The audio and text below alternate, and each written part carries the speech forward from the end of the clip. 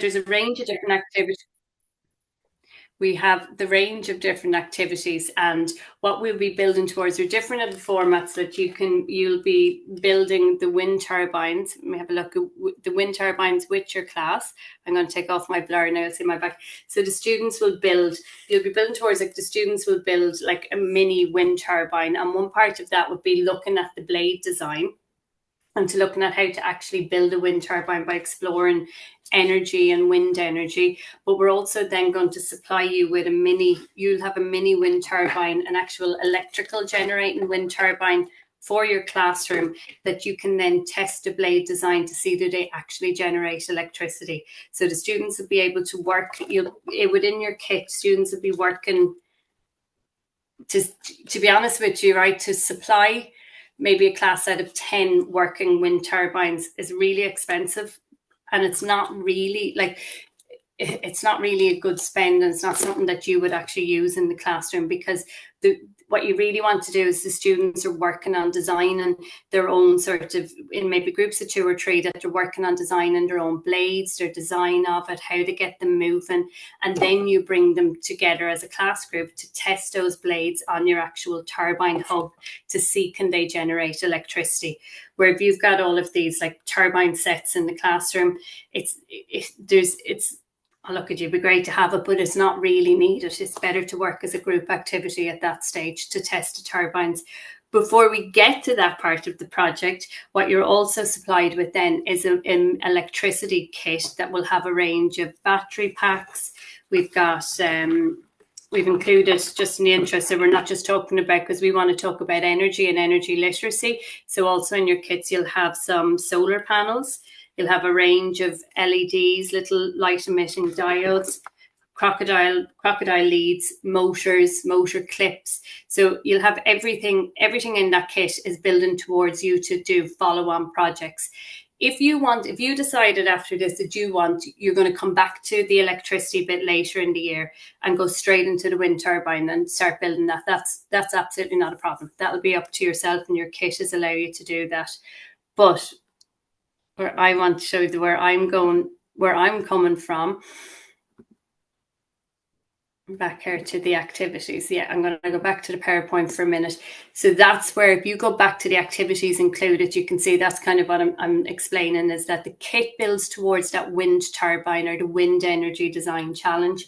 But previous to that, you've got opportunities to explore electrical energy, but to explore energy literacy is really how I would describe it. So to explore energy concepts and electricity concepps. And in addition, then there's some work on FET simulations, which I will take you through today. I'm not sure if you've ever used them or come, but we'll go like you haven't. And that's just a really good online simulation tool that's free. It's an American-based company, but it's free for schools to be able to use it. It's really, really good.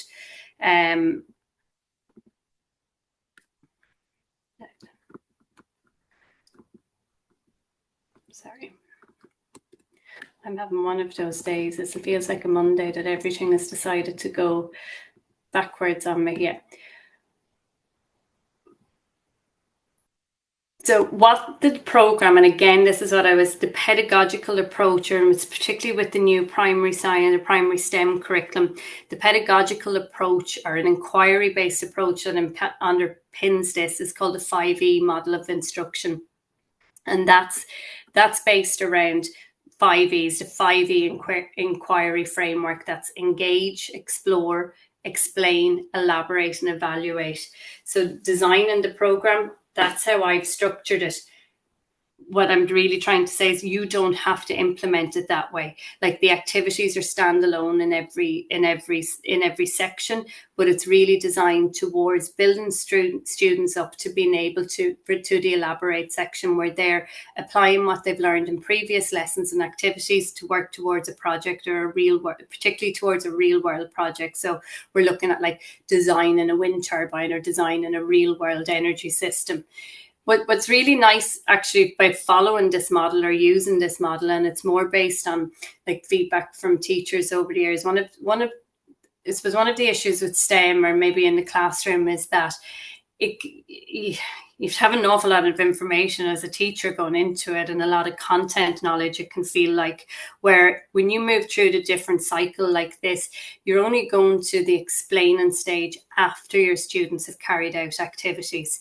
So you're sort of leaving it to them to explore it, to try different things, to see will it work, and then you only move into explaining the concepts after they've attempted some of the activities. And it just, to be honest, it makes it more inquiry based, that the students are working towards finding something out, which is where STEM subjects or science subjects should be. But it also gives you that opportunity to not have to front load with a lot of information to begin with, that you come back to explaining how things worked. With that then, so we're gonna kick off. Yeah, so that's it. We're gonna kick off today, and this is what I'm kind of, someone's in the way. What I'm going to start today is that we're going to look at a little bit around energy transformations and how that feeds into electrical energy. So we're going to give you some tips to get started, to walk you through some of the equipment. If you've covered some of this before, apologies for that, but maybe just to show you the layout for students and using it in your classroom. So as I said, in addition to the PowerPoint that I'm going through here, I'll send that on to you, absolutely, but you also will have step-by-step guides and lesson plans to accompany this as well. So when we're starting the story of electricity or powering by renewable energy, we really need to kind of go back to, well, what is energy? Like the law of conservation of energy. And it's quite simple, really. It says that energy cannot be created or destroyed, but we can only convert it from one form into another. So we're never making new energy. We're purely converting energy from one form into another. And you can see the best, probably for students, the best one to understand is they have their lunch, and then they're full of energy. Or one that I you might use is that you're probably not going to give a class of, I don't know, 5th class or 6th class, you're not going to give them a fizzy drink at 2 o'clock in the afternoon or 9 o'clock in the morning, because the energy that's within that, the amount of sugar, the chemical energy within that, will be converted to a lot of kinetic energy. So you'll have a lot of young people running around who are full of energy. So energy is never created or destroyed. We're just converting from one form into another. And that's these are our concepts to start with, that me explain it to you. You mightn't go into that. You might use this in your background information. We'll come back to it in a second and see what I mean by that. So when we look at the types of energy that there's really only, we've got, you can break it down into potential energy that's stored in something and it has the potential to do work. So I don't know, being at the top of a hill, being at the top of a hill is my potential energy to start running down the hill. Or if I stretch an elastic band, as I stretch that elastic band, it has potential energy. And then kinetic energy is the energy of something that's moving. So energy, the energy that we've put in motion. And if you think of wind energy, then if we're going to use that as an example, to go back to our real world examples here, our wind energy is an example of kinetic energy. So that wind energy, that the wind moves the blades, and then that gets converted into an electrical energy. So you've got energy is not created or destroyed, but we're just converting it from one form to another. So a battery is actually a form of chemical energy stored in the battery. So there's potential in that battery, and that gets converted into electrical energy. So you can just see there, and then maybe you can see the different types of energy forms that we have there. And then when we look at examples of this, right? Sorry, I'm just going to go back now to admitting someone. There's more people waiting to join. When we look, and this is a good opportunity, this is where, so back to my point, is that you may not start this, you might start from here, right? So when we talk, do you want to really go and start saying energy can't be created or destroyed, or we can convert from one form into another? If you go back to that inquiry cycle, you might start by asking a question. So you might start by saying, well, how do we get energy from food, or where does that come? What happens when we eat something? So you might use some examples of energy transfers or energy transformation, or the wind blows on the wind turbine to produce that kinetic energy, that motion that gets turned into electrical energy. And I'm going to what we're going to look at here is a FET simulation. And I'm going to take us to the FET simulator. I'm going to have to come out now and share again to go on.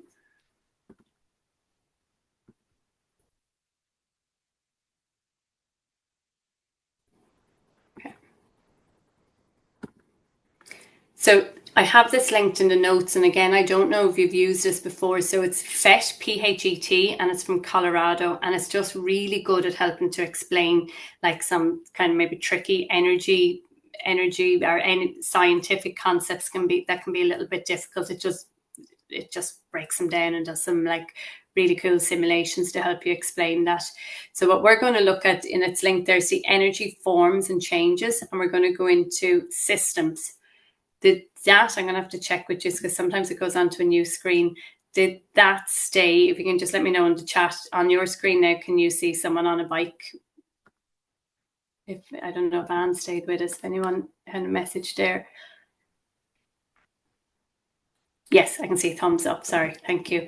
So what we said, right? So if I go back to here, this is where you could start the class if you wanted, right? You can start here even by putting this up, right? So what we're looking at, that we said that energy can't be created or destroyed, but we can convert from one form into another.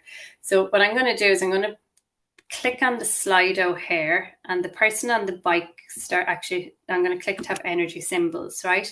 And what you'll see is I'm going to click on it, and the person on the bike starts to cycle. And as they start to cycle, the chemical energy that was in their food gets turned to mechanical energy, which is the moving energy that's going on. And look, it's saying feed me because we've used up all of that chemical energy.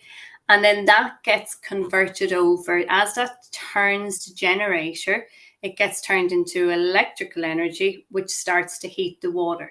So what we're seeing here is that energy is not created or destroyed, but we're converting energy from one form into another.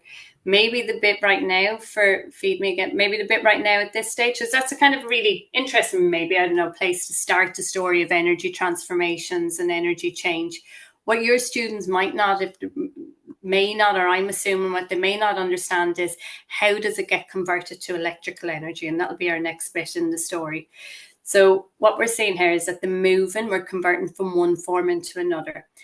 I'm going to change that, and I'm going to put a light bulb there instead. And actually, I'll even go cycling again with the light bulb. So again, the person's on the bike. Their chemical energy from their food is being used up. They're starting to convert. You see, they're losing some thermal energy there as they're cycling. Like some of it's been lost to the atmosphere from friction of the bike moving.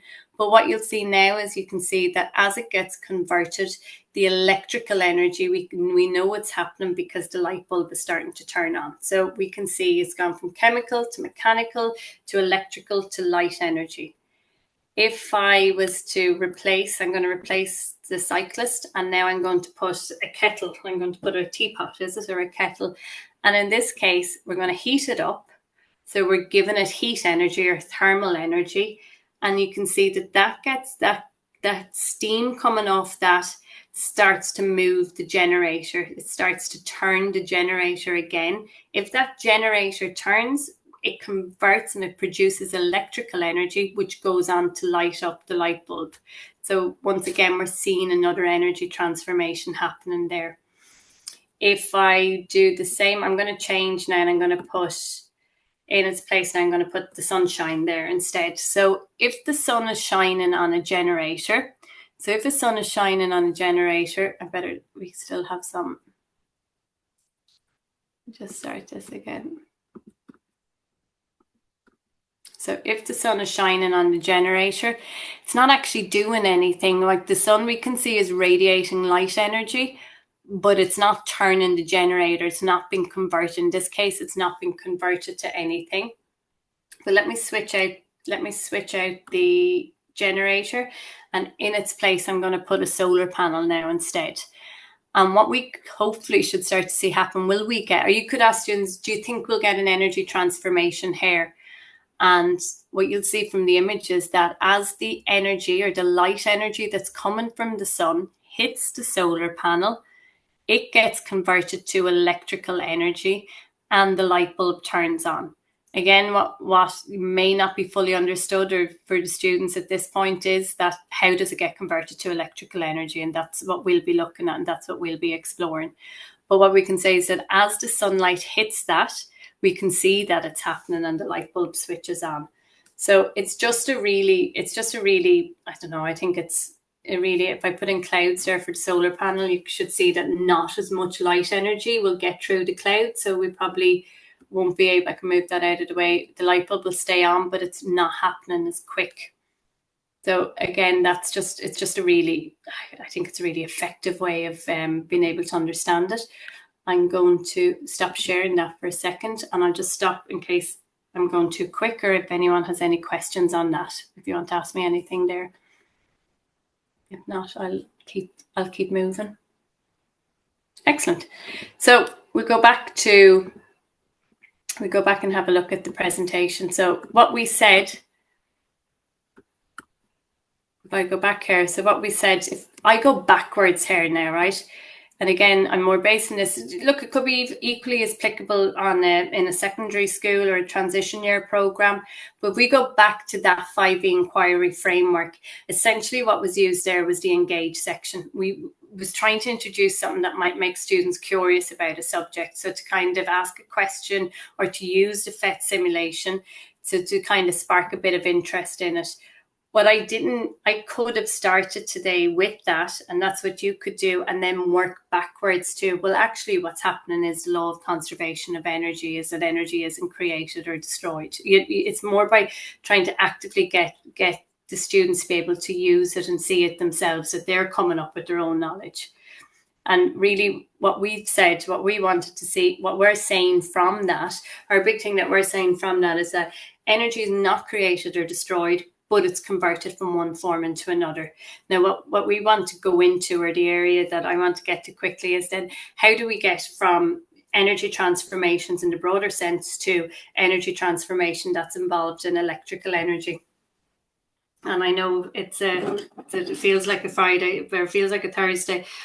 I'm going to do a little bit of background on electrical energy, where it comes from and the theory behind it. I won't be too heavy on it, and if you stick with me, the rest of it is fine. It all makes sense after this. If you can get students to understand that electrical energy is based on an understanding of the atom and electrons, and that's the bit that can sound a bit, I don't like talking about it. It sounds like it's complex. But if they get that understanding of exactly how electricity is produced, it just makes the rest. They'll construct any circuits, they'll apply it to wind turbine, they'll apply it to solar energy, and it just gives that really good understanding of electrical energy concepts and linked into renewable energy. So we're going to start there for a few minutes and just have a look at it. So in order to understand electricity and electrical energy and renewable energy, we have to start with the atom and have a look at the atom and see how it all works, basically. And we're going to try and apply that knowledge to further areas. So everything that we see around us, and I think sometimes students like this, like literally everything that we see around us is made of atoms. Every single thing is, unless we're in a vacuum, and like every single thing that is made around us is made of atoms. And I think of atoms as like I think of them as the smallest little Lego piece, that one stud Lego block, that everything else is built from how you combine those little one piece Lego block together. So they're tiny little building blocks that create everything and build towards big complex structures. But here's the thing about them. When we look inside, if we take a deeper look inside of the atom, or if we have a look inside of the atom, we can see in the center there, and this is the bit, if you like, yeah, this is, look, maybe you won't, you're like, no, that's fine. In the center of the atom, we have what's called the nucleus. And in the nucleus, we've got positively charged protons and neutrons that don't have a charge, right? So they're there, they matter, but they don't have a charge on them. So in that center of the atom that you can see there, you've got these positively charged protons and you've got neutrons whizzing around in like orbitals, like a shield almost, whizzing around that nucleus, are things we called electrons. And electrons are negatively charged. So that atom that I've put up there, right, it has 3 protons and it has 3 electrons. Because it has like 3 positive charges and 3 negative charges, overall it's neutral. It doesn't have a charge overall, right? So it's not charged. It has the same amount of protons as it has electrons. Here's the thing, you're generally not getting, unless we're talking nuclear energy, you're not getting to the center, you're not getting into the nucleus of an atom, right? So you think of these orbitals are protecting the nucleus of the atom. So what we can really work with are the electrons that are whizzing around on the outside. So atoms can generally either lose electrons or they can gain electrons. If I gain electrons, if I was to gain more electrons there, pick up electrons, that atom would become negatively charged because it has like more electrons than it does have protons. If I was to lose electrons, I become positively charged because now it has more protons than it does electrons. Well, what the difference in what I'm saying is it's not losing protons, it's just electrons electrons. So what we'll see is that it's just the electrons that get to move. So atoms can lose or gain electrons and become charged. That's as hard as, like, I don't know if I don't mean that's as hard as this conversation gets. It doesn't get any more deeper into science than doing this bit. And let's have a little look. Oh, actually, I'm going to go back for a second. Now I'm going to go back here, right? So when we say atoms, we said that atoms can either become positively or negatively charged, and when they do so, like they can lose or gain electrons. So static electricity occurs when an atom, a material becomes positively or negatively charged. So if we rub a balloon on our head or with a piece of wool, we can cause it to either lose or gain electrons depending on the material that it gets like we rub it with. So it either loses or gains electrons. So static electricity is the buildup of a charge on a material, and it doesn't allow the charge to flow through it. I'm back. So I'm going to go back here to freeze. So I'm back to the FET simulations again, because this is the second one I want to show you. So all I've said is that, right, everything is made up of atoms. Atoms have this like nucleus in the center that has protons and neutrons. Whizzing around the outside, it has electrons. If something becomes positively or negatively charged, we could start this, like a material can either lose or gain electrons and become positively or negatively charged.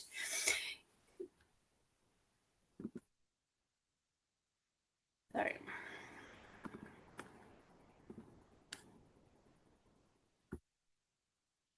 I have to stop sharing the screen around too. And this one, I'd really like. I really suggest now do, like, I think this is a great teaching resource, right? And there is one on the atom as well, and looking at the atom, but it can be a little bit more complicated to look at, and you might need it. It's just that idea of introducing that everything's made of an atom and it has electrons, and we can lose or gain electrons. So I'm going to reset this, right? I'm going to show no charges. I'm going to remove the wall for a second. I'm making sure you can see my screen. Can you? Again, I'm back on the other one just to check. Can you see the screen with the balloon, with a balloon and a jumper? If you give me a thumbs up, I'll know if you can see it. No. Oh, yeah. Thanks, Adele. Yeah. So I'm going to click here to show charges, right? So you can see what we said. Look, that's showing you the atoms that are in both the jumper and the balloon. If I click on the balloon and I bring it over to the jumper, it picks up all of the electrons. So it picks up, the jumper lost its electron, the balloon gains electrons. If I let the balloon go, it's attracted to the jumper. They become attracted to each other, because the unlike charges are attracted to each other. I'm going to reset it again. I think this is easier to see with two balloons, right? if I take the yellow balloon, sorry.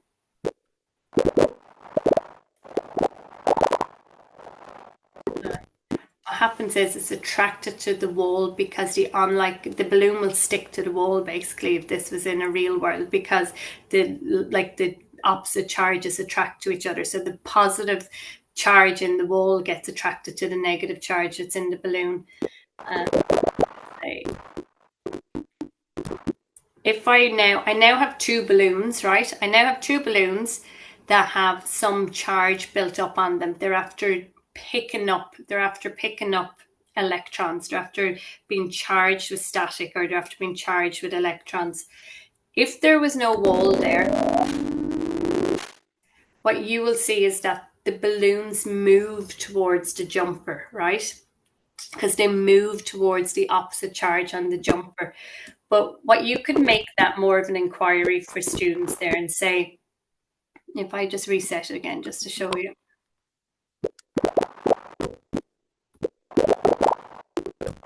So I think straight away, right, what I can see there is that the yellow balloon has picked up more charge than the green balloon. So one of them is more negatively charged than the other. Does that matter? Would that make a difference? And if I remove the wall from, like, take the wall out, I can remove it. We can see that the yellow balloon moves quicker towards the jumper. And the reason the yellow balloon moves quicker towards the jumper is that it has more charge. If I remove the wall here, if I bring the two balloons,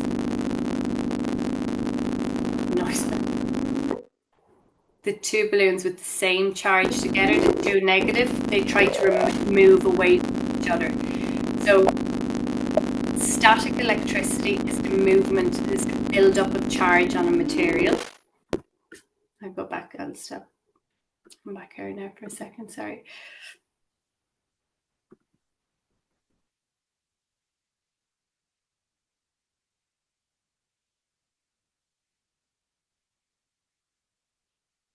So we said that static electricity, I'm going to go back again one. Static electricity is the build-up of charge on a material. It doesn't allow charge to go through it. So anything with a build-up of charge wants to get rid of that charge. So what you think, the balloons move towards the jumper because they wanted to go over to where they're oppositely charged and get rid of it.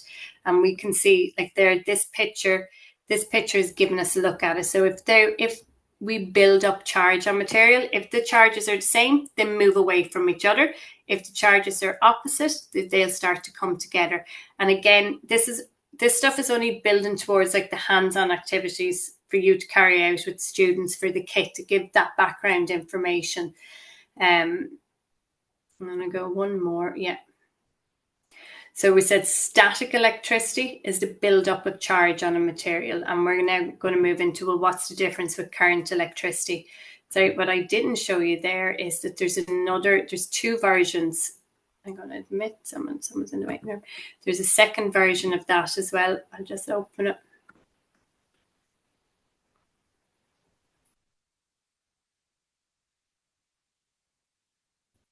So PHET.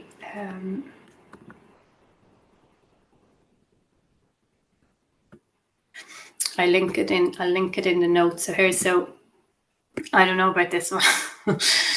This one for me, I find it a bit, I don't know. Here we go. So John Travolta, they call it. So if you, by friction, rub your foot across the carpet, you get the build-up of electrons. So we get a build-up of charge on ourselves. And that charge is trying to find a way to move. We don't want to have those extra charges. We don't want our hair standing on edge because we have extra charge on it that is built up. So like build by friction, by walking on the carpet, we've got all these extra electrons. And then, but we're trying to get rid of that extra electrons and charges. And when they find a pathway, the charge leaves us and jumps into, and you get a little static shock when that happens. And I think that's a good place to lead us into our current electricity. Sorry, there's a chat. I'm watching the chat as we're talking. well, someone is just asking about slides. Yeah, the slides are available. So that's kind of right. That's kind of all the background. Like that's the background information into, like, that's your real background information into energy transformation. I know that's, and I know, like, for some of you that's quite, it's probably quite, it's maybe basic, maybe it's, I shouldn't assume that, but it's a really good starting point to kind of get students to understand that, like, oh, this energy concepts, and start talk about electrons and stuff, and that we start to explore them. And what we then, that just leads really nicely into, so from static electricity, which was the movement with electrons starting to move and electrons building up to, well, what's that got to do with, like, wind turbines or solar panels and current electricity? So electricity is always the movement of electrons. Simple as that. Like, it doesn't matter now. You can take that, like, it doesn't matter if it's a solar panel, if it's hydro, if it's a hydrogen fuel cell, if it's a battery. Electricity is always the movement of electrons through a material. That's just what electricity, like, comes from the word electron, and that's what it means. So electricity is the movement of electrons. So when we have, so let's see what's actually going on then, and what's different in current electricity to what's happening in the static electricity. So if you think of, like, if we start with the battery, and you think of a battery being like a storage, like it's basically a storage. Remember at the very start, I said a battery is like a chemical energy is stored inside of it. So if you think of that battery being like a storage system of millions of electrons inside of it, and they're kind of just waiting to get out, but they don't have a pathway to follow to be able to get out. And basically, there's electrons on one side of the battery, and they're wanting to try to kind of follow a loop around to get to the other side of the battery. But they need something to get them started. They need a pathway in order to start. So when you connect, so if you've got like a battery is like this, like, powerhouse waiting to start, like, pushing electrons around. But in order to do that, it needs to have a few little things, right, to get them moving. So it needs to have a wire or a conducting or a continuous loop in order to get those electrons to move around. So in order for us to get electricity to flow and power our homes or our devices, we need to have an energy source. We need to have a continuous loop that's going around. So something that will allow electrons, and we'll come back to that, like a conductor, because not everything allows electrons to transfer through it. So like in the static electricity, the electrons didn't flow through the material, they built up on the material. Where in conductors, electrons flow through the material.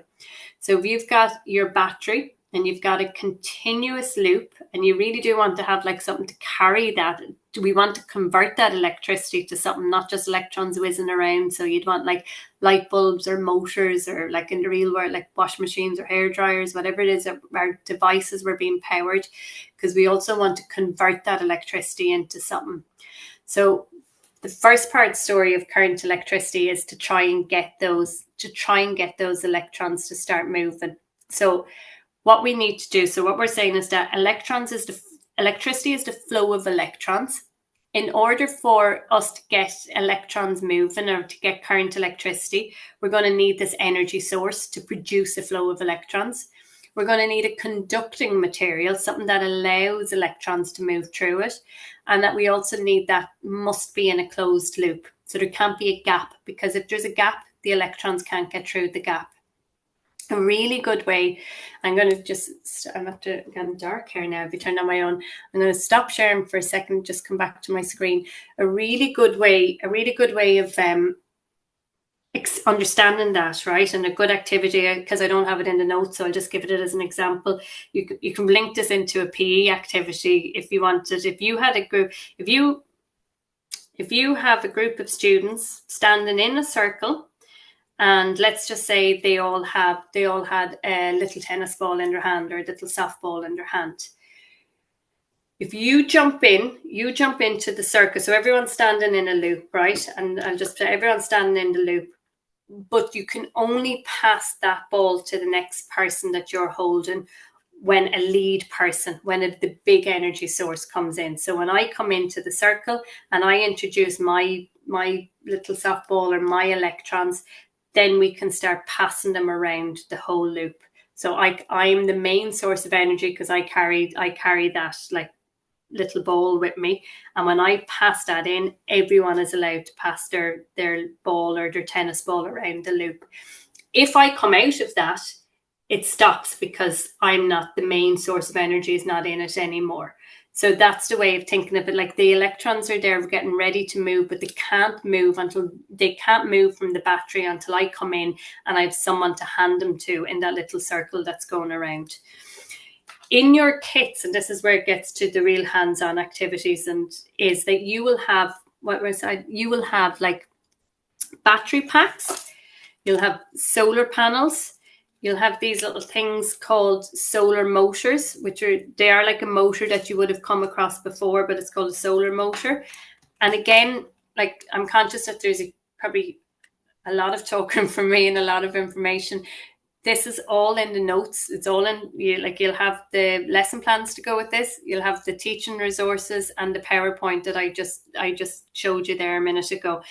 And just to go back to the very beginning, what we talked about, you don't have to do all of this in one go. It's up to you. Like, you might only do the FET simulations towards the end of the year and jump straight into electricity. Like, that's totally up to yourself.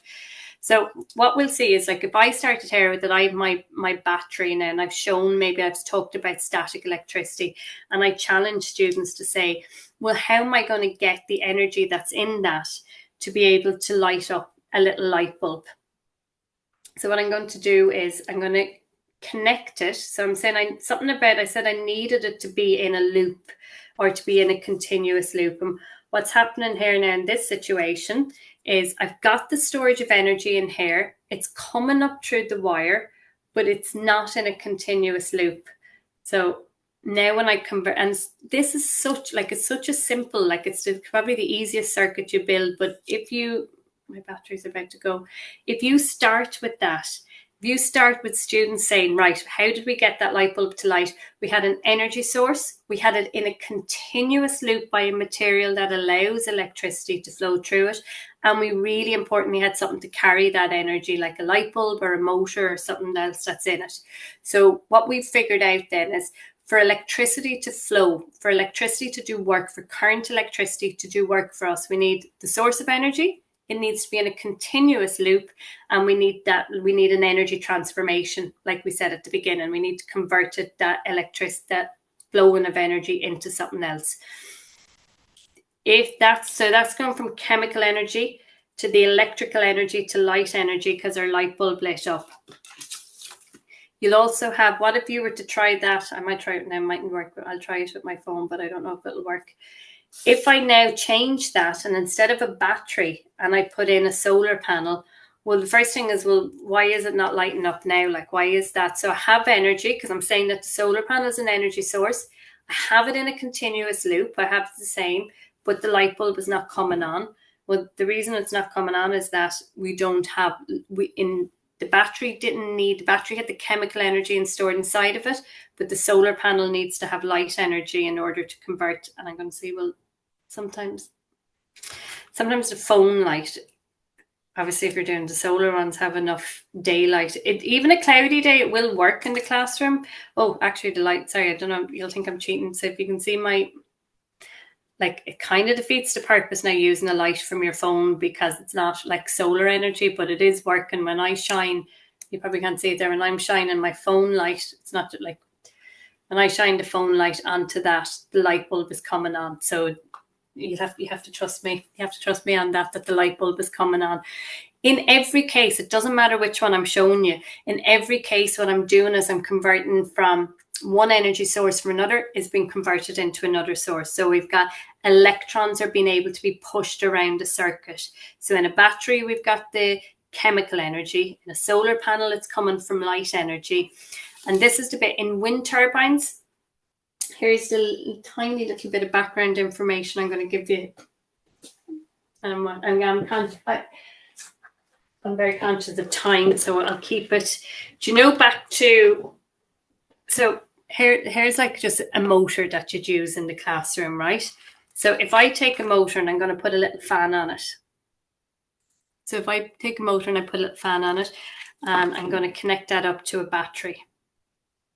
So what we said, we have, I don't know, you won't be able to see that moving, right? But what I've got my energy source. I have it connected in a continuous loop, and I have it connected to a motor. And what's happening now is that the motor, like the fan on the motor, is spinning around and around because I'm converting chemical energy into mechanical energy. If you wanted to see that better happening,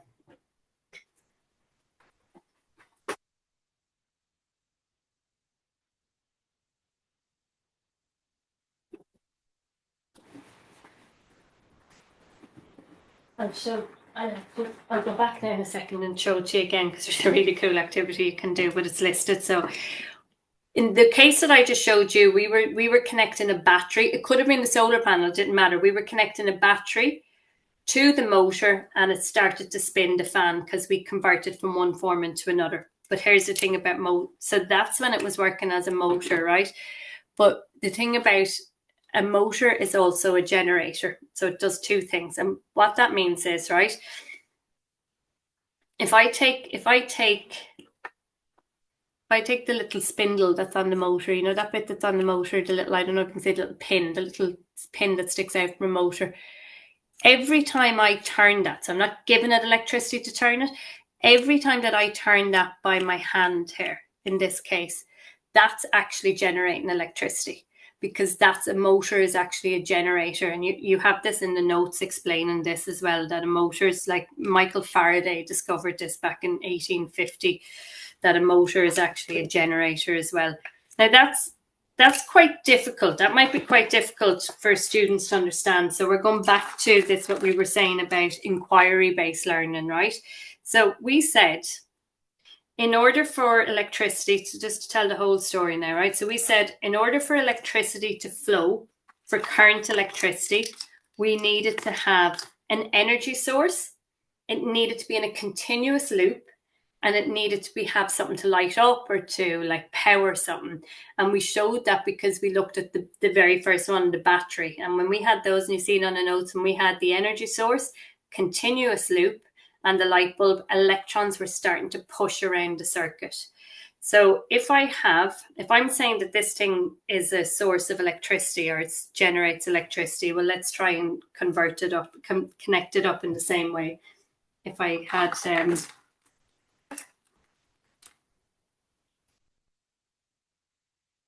I think you can see my messy background, and the reason I don't have it blurred is because if I do, you won't see, you won't be able to see me doing this bit.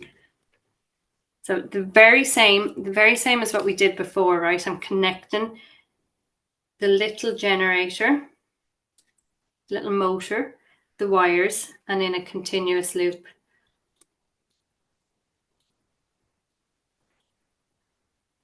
I'm just setting it up here now before I can show you.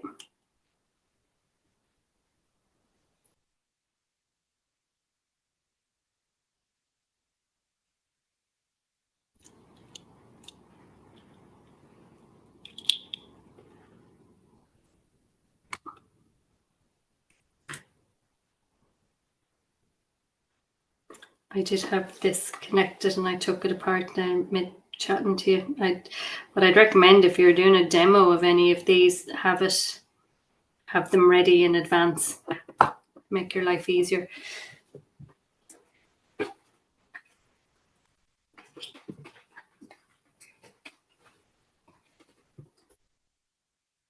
Second.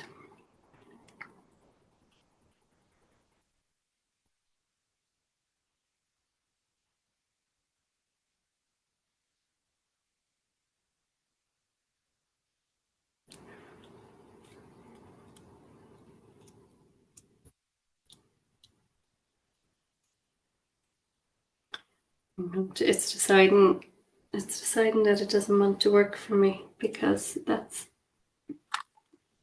let's go a second time.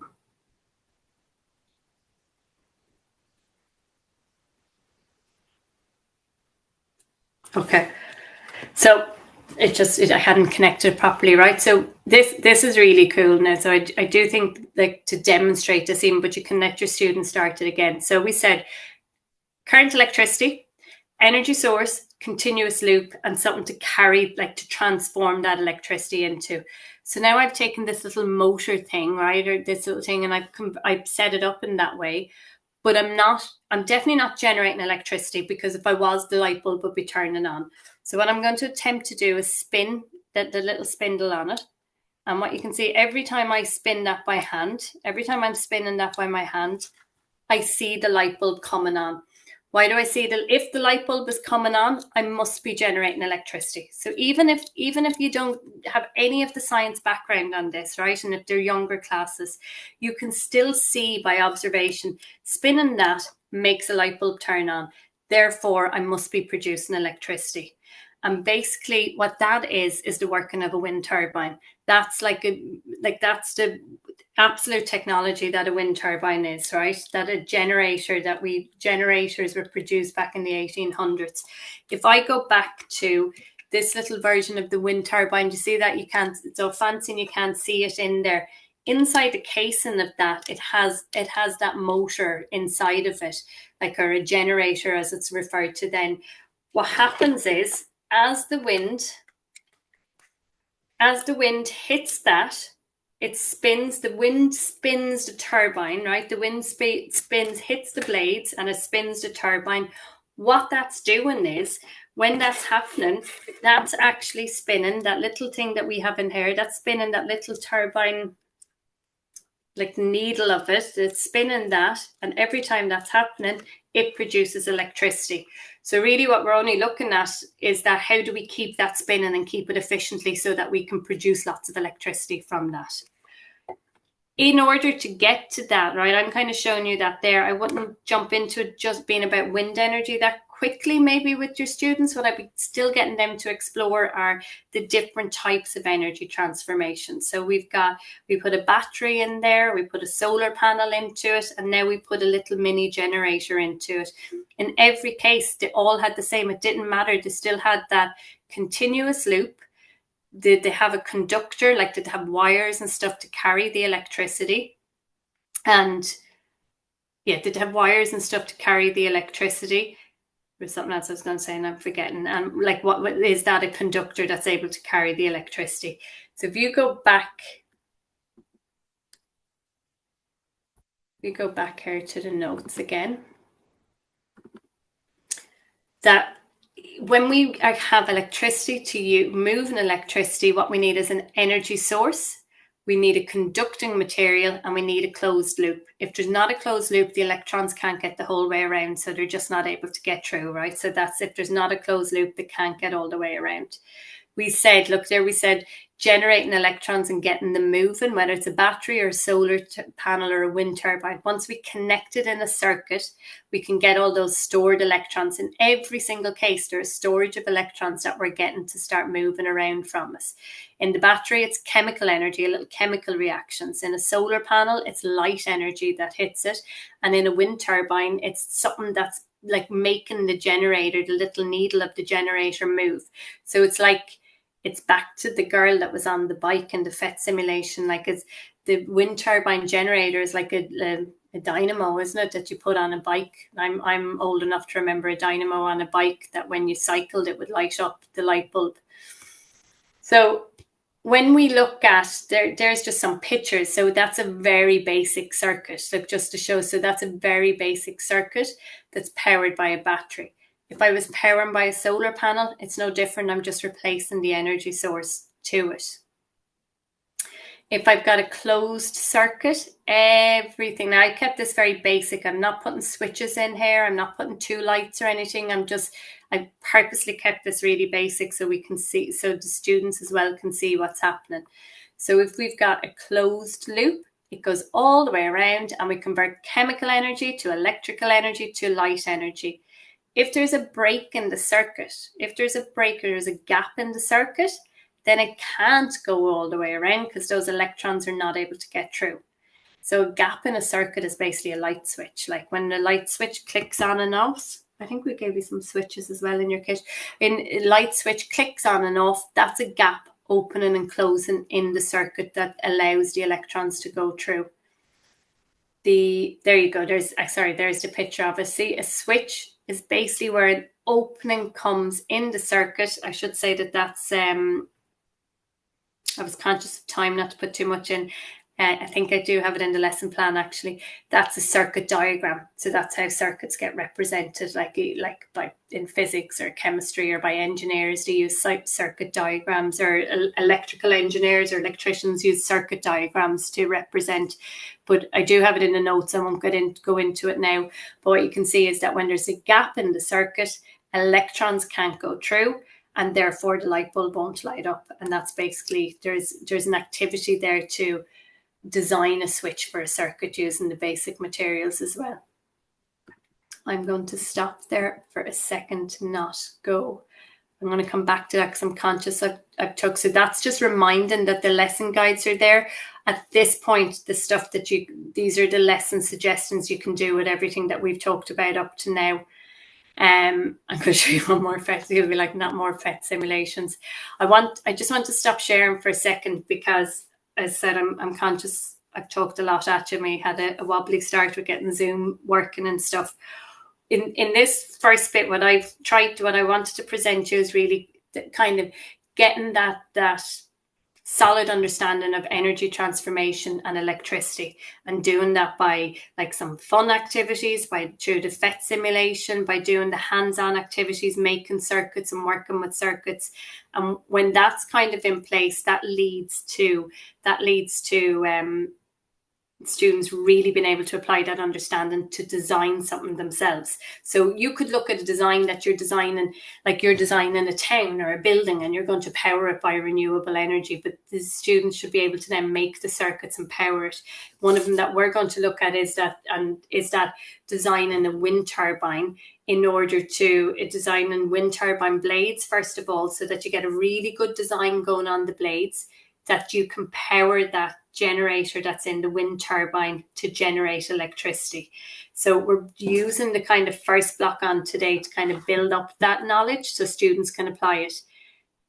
Again, when I said if you wanted to jump straight into the wind turbines and start designing them and looking at the blades, you can absolutely go backwards and come back and go further deep dive into electricity then later in the year or at another stage. Like they'll feed into each other. It's just the other way kind of follows that 5E pathway a little bit better. So I think something else I wanted to say there. Yeah, the final, again, I'm going to stop in case anyone has any questions or anything that they want to ask me there. Anyone, anything? I've talked a lot at you, so just in case there's anything you want to check with me. No. The final bit on this then, right, for this evening is, I'm back to the FET simulation again. You cannot beat the hands-on activities, the students doing this in the classroom themselves, right? You just, like, there's no, like, that's the best learning in this is kind of, you'll have your circuit kit, you'll have your electricity, give it out, let the students explore with it. Keep reminding, like, do you have an energy source? Is it in a continuous loop? And do you have something to carry that? Like, is there a light bulb in your circuit? If you more than one light bulb in it. This activity, this is in your kits as well. And it's by far, I've never seen students not enjoy this, right? So I'm going to take the little motor and I'm going to put a piece of paper on it.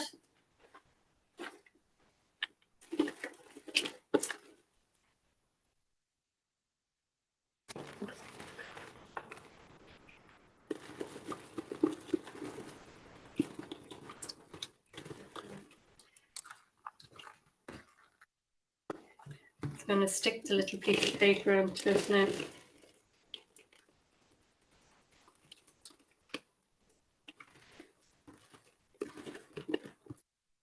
Might work. Sorry, I had a bit of blue tack, so I was going to get a bit of blue tack.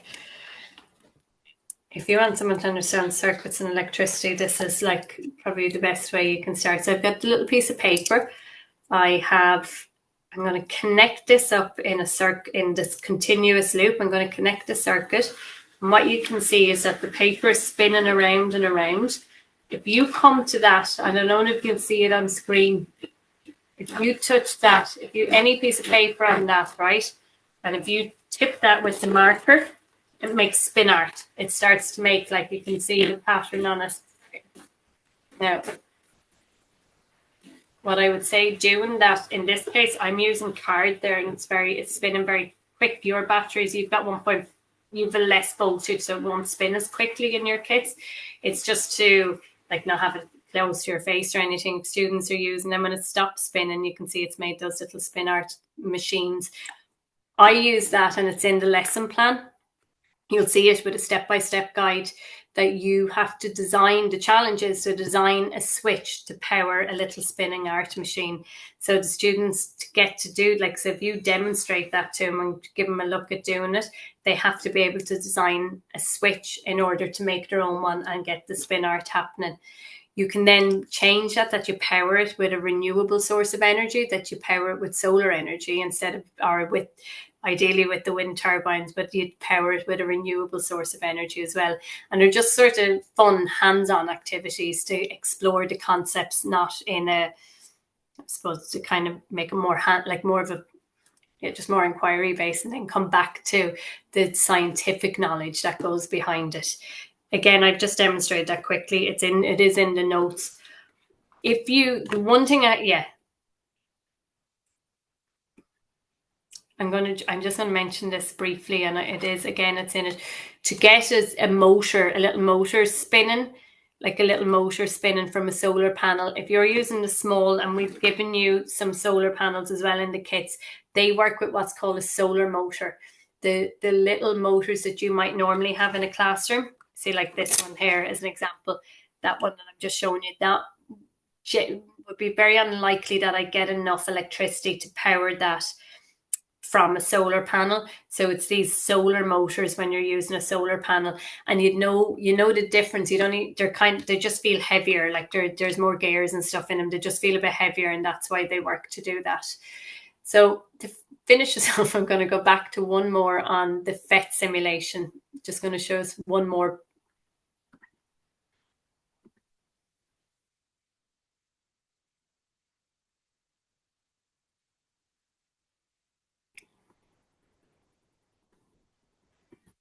Sorry.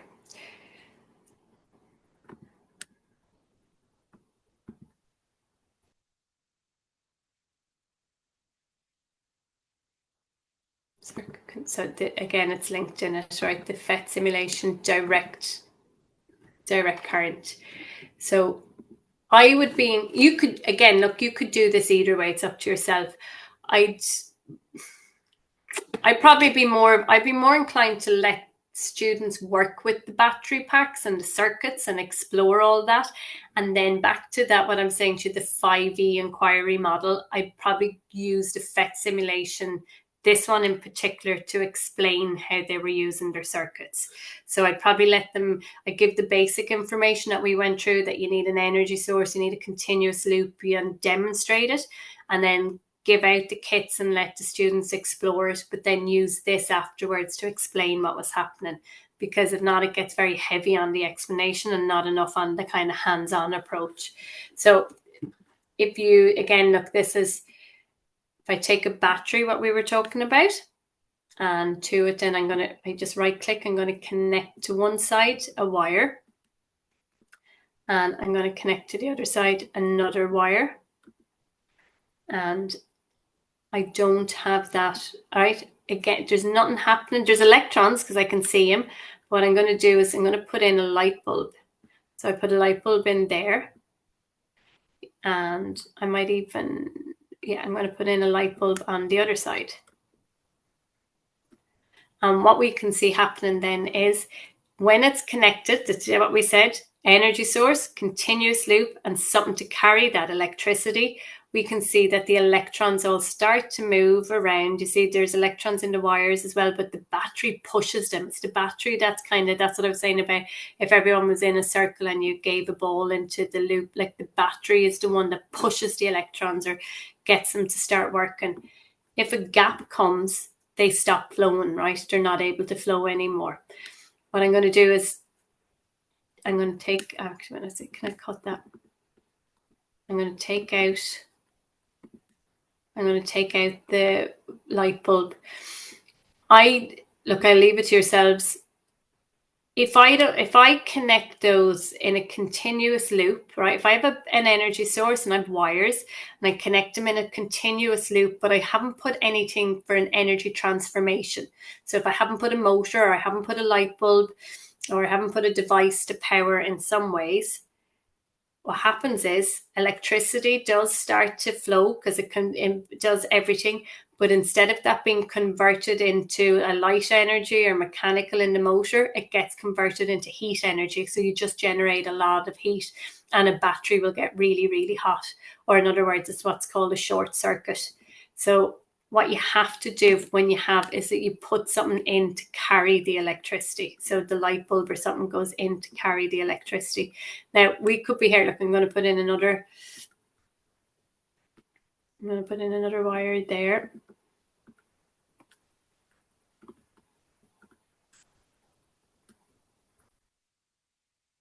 And I'll put my light bulb back in, right? So if I've connected here, right? And the electricity starts to flow. I'm going to make a break in my circuit again. And I can scroll down through the list here. And if I was to put a rubber like into the circuit, if I was to put a rubber into the circuit, do you think the light bulb will turn on, or do you think it won't turn on? And what you can see there is the light bulb doesn't turn on because the rubber is an insulator. It doesn't conduct electricity. How do I know? Because the light bulb didn't turn on.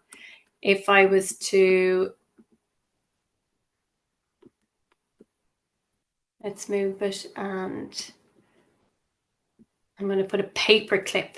Instead of just showing what would happen, and you could do this with the circuits really in your hand as well, and it's in the notes. What do you think will happen? You're not supposed, like when you go into science inquiry, you're not supposed to know the answer before it happens. So like your prediction is what you think will happen, but you're doing your activity to find out. So it's okay if it's wrong because you find out something new anyhow. So do you think that the paper clip will allow electricity to flow, that it's a conductor, and that the light bulb will turn on? And you'll always have students who think outside the box and say, well, it depends on the paper clip that you're using and the material that it's made from, because if it's plastic, obviously it won't conduct. So you can see there, a metal paper clip conducts electricity. I know because the light bulb turned on. Now I'm going to stop. I'm actually going to stop sharing now and come back and stop talking. I'm conscious that we went through a lot. What we went through in over the hour there. We could have spent, Nick, you could do that for nearly a day if you wanted to do a deep dive into every section of it. I hope that between the PowerPoint presentation, the lesson plans and the kit, that it's easy to follow. I think that coming on and seeing some of it and hearing about some of it just makes it easier for you in the classroom than a blind kit arriving. So I do appreciate that you joined the call today. Next, I don't know if Anna's still here. Well, I think if you have my email, do you know what would be really helpful for me actually? If you or Anna's still here, I'll be sending out the kits directly to schools. If you, and even Aran, I can talk to you about it afterwards. If schools email me directly, I'll have their email address or their school address to send them, to copy and paste it in for labeling, to send out the kits basically. I have the addresses anyway, Michelle, and I have the teacher contacts, so I'll be able to provide those for you. That's fine. You'll be able to do it anyhow. We'll do it that way, is it? It's fine. So what I'll do is I'll be sending out, we're waiting on some parts. It's the wind turbine component. We're waiting for that to arrive to get the kits out to you. We will absolutely have them. If they're not there before you go for midterm, they'll be with you the week that you come back from midterm. So you're ready to start over Science Week if that suits you, for when it would be great to get started over Science Week and to look at them. We have scheduled, again, I'd welcome you to come along. Next week we scheduled a second, and it would probably only be an hour, and it's really just looking, that add-on to look at the design thinking for the turbine design, for the blade design, and having a look at that, and just some tips and tricks on making the blades and designing different types of blades. Again, it's all in the lesson plans and it's in the notes, but it's kind of handy to see it and see it through a demonstration. But I am aware it's going into midterm. anything I've missed after talking at you all for over an hour? Is there anything anyone wants to ask, or everyone's very quiet? Take it. I would encourage as well, we're recording the session, so if you have colleagues who you'd like to get them to a recording of the session so they can watch it back because they weren't able to attend today, we'll be able to share that. Absolutely. And what I would say, and this is only based on my own experience over the years with STEM, with a group of different people on the call, some people may be carrying out activities for years with your classroom, and you'll have covered a lot of this, and hopefully you got some little bit of extra ways of doing things. And if you're new to STEM as well, or new to doing activities like this, just give it a go and try it. And like the lessons and the resources are there to support you. Like, they can't go wrong. Like, the only thing that can go wrong is it'll work out differently to what the students expected, and that's absolutely fine. Like, that's, they're still learning in that, because if a light bulb or something doesn't come on, you can say, well, do you have it in a continuous loop? You can ask questions that supports on that, and those sorts of exploring questions are all in the notes and stuff as well to do that. And hopefully, like as Anne said, like, it's a really good resource, and it's one you'll have in your school, and you'll be able to use it over and over again. Someone has arrived. Someone has just come in now. I'll send on. I'll send on the PowerPoint straight away there. I can send any of the lesson plans and the guides straight away as well. Probably better to wait when you're getting your kit, because I have a lovely designer who's updating them all, and they look lovely. So I can send you, it's up to you. We can send them the way they are, but the updated ones just visually look nice in the classroom for students to use. But if you were wanting to get started, you probably won't be starting before the midterm now. Maybe you could do some of the work on the FET simulation if you want to do some of that into next week. Anything, Anne, I've missed? I probably missed a lot. Or any questions do you think of that I haven't? No? Like, you're on mute now, Anne, sorry. Oh, thank you.